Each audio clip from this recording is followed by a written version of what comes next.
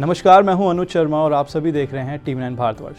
ये कल्पना करना भी मुश्किल है कि 50, 60 या 70 के दशक में कोई संगीतकार किसी फिल्म का संगीत तैयार करे और उसमें लता मंगेशकर का एक भी गाना ना हो।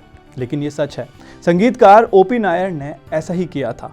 16 जनवरी 1926 में जन्मे पंजाब में ओपी नायर ने तकरीबन 30 साल तक फिल्म इंडस्ट्री को बेशुमार हिट गाने दिए थे, जिन्हें उन्होंने गीता दत्त, शमशाद बेगम या आशा भोसले जैसे कलाकारों से गवाया था। लता मंगेशकर से भी एक गाना गवाना चाहते थे, पर एक इसके पीछे कहानी है कि क्यों नहीं गवाया। चलिए उससे पहले हम ओपी नायर जी के कुछ लाजवाब गाने याद कर लेते हैं। बाबूजी धीरे चलना, कभी आर कभी पार, उड़े जब जब जुल्फे तेरी, इशारों ही इशारों में दिल लेने वाले, आओ हुजूर तुमको, लाखों हैं यहाँ दिल वाले पर प्यार नहीं मिलता। आप थक जाएंगे, लेकिन ओपी नायर के हिट गानों की ये लिस्ट ख़त्म नहीं होगी। नौशाद साहब जैसे दिग्गज संगीतकार ने यूं ही नहीं कहा था कि ओपी नायर अपने आप में अनोखे संगीतकार थे। उनके संगीत पर किसी और के संगीत की छाप बिल्कुल भी नहीं थी।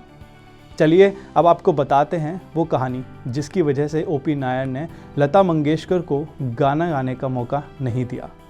50 के दशक की बात है। दलसुख पंचोली नाम के प्रोड्यूसर एक फिल्म बना रहे थे जिसका नाम था आसमान।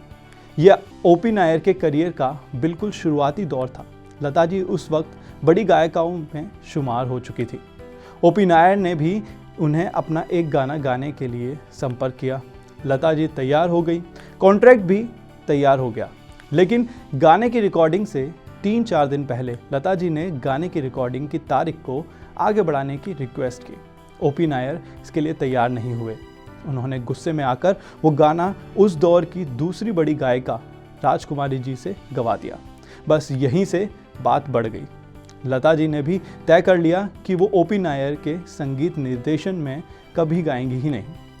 लता जी के पास इस फैसले के पीछे की वजह भी थी।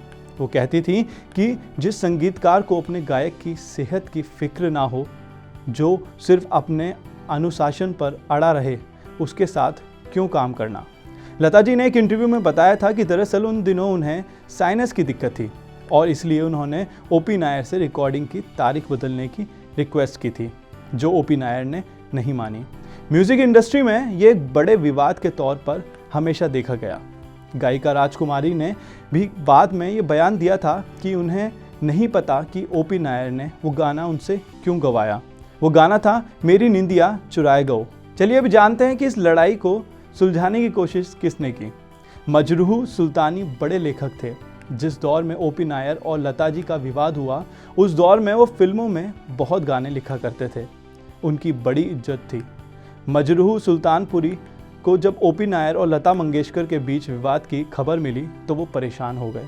उन्होंने इस बात की पूरी कोशिश की कि ये दोनों लोग मान जाएं और आपस में सुलह कर लें।